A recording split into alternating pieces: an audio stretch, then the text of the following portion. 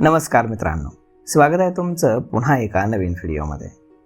मित्रांनो, आजच्या काळामध्ये अनेक महिला करिअर आणि वैयक्तिक ओळखीच्या कारणांमुळे लग्नानंतरही आपलं मूळ नाव कायम ठेवण्याला प्राधान्य देतात. परंतु अनेकदा लग्नानंतर सरकारी कागदपत्र, बँक खाती आणि वैयक्तिक ओळखपत्रांमध्ये नाव बदलण्यासाठी महिलांवरती दबाव असतो. व्यावसायिक क्षेत्रामध्ये काम करणाऱ्या किंवा करिअरमध्ये स्वतःची ओळख निर्माण केलेल्या महिलांसाठी नाव बदलणं ही एक कठीण आणि वेळखाऊ प्रक्रिया असते. या पार्श्वभूमीवरती अनेकदा महिलांना लग्नानंतर नाव बदलणं अनिवार्य आहे का असा प्रश्न पडतो. मात्र भारतीय कायद्यानुसार हे पूर्णपणे तुमच्यावरती अवलंबून आहे. भारतीय कायद्यामध्ये लग्नानंतर महिलांना त्यांचं नाव बदलणं हे बंधनकारक असल्याचं कुठलंही कलम नाही. विवाह नोंदणी कायदा किंवा इतर कोणत्याही वैयक्तिक कायद्यांमध्ये पतीचं आडनाव स्वीकारणं अनिवार्य नाही आहे. भारतीय संविधानाच्या कलम 21 अंतर्गत प्रत्येक नागरिकाला जगण्याचा आणि स्वतःची ओळख जपण्याचा मूलभूत अधिकार दिलाय.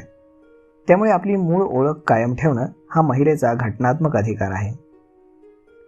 आजच्या युगामध्ये अनेक महिला लग्नापूर्वीच शिक्षण किंवा नोकरीच्या क्षेत्रामध्ये प्रसिद्ध असतात.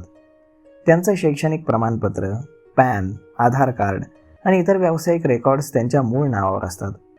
अशावेळी नाव बदलल्यास त्यांना अनेक कायदेशीर आणि तांत्रिक अडचणींना सामोरं जावं लागतं.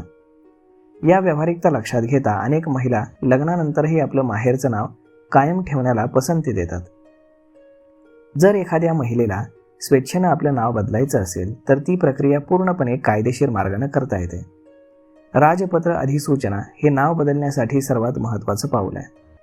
सरकारी गॅझेटमध्ये नाव बदलल्याची प्रसिद्धी देणं हे अनिवार्य मानलं जातं. आधार कार्ड आणि पॅन कार्डला गॅझेटची प्रत जोडून तुम्ही आधार, पॅन आणि पासपोर्टमध्ये देखील नाव बदलून घेऊ शकता. एकदा सरकारी ओळखपत्रामध्ये नाव बदललं की तुम्ही बँक खाती, विमा पॉलिसी आणि इतर संस्थांमध्ये बदल करू शकता. विविध न्यायालयांनी आपल्या निकालांमध्ये स्पष्ट केले की लग्नानंतर महिलेची ओळख नष्ट होत नाही.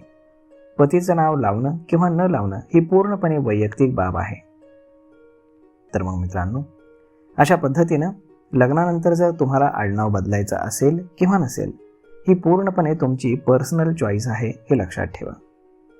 त्यामुळे तुमच्या कुठल्याही गोष्टीला हानी पोहोचत नाही. तर मग मित्रांनो, हा व्हिडिओ, ही माहिती तुम्हाला कशी वाटली हे तुम्ही आम्हाला कमेंट करून नक्कीच सांगा.